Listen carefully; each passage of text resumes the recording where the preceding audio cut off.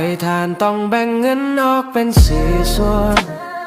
1. เลี้ยงชีพตัน2เลี้ยงครอบครัว3เงินเก็บรักษาตัน4. การให้ทานที่ไม่เดือดร้อนตัน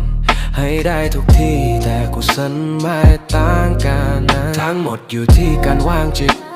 หลักความตระหนี่เป็นการฝึกการสะออกเบื้องต้นคือสละทรัพย์สินเงินทองเพื่อไม่ให้จิตยึดติดไกลอะไรเพราะสุดท้ายสิ่งที่เราต้องละคือขันธ์ห้าละจิตวันเนตังมาเนโซฮามัสเมเนเมโซอัตตานั้นไม่ใช่ของเรานั้นไม่ใช่เป็น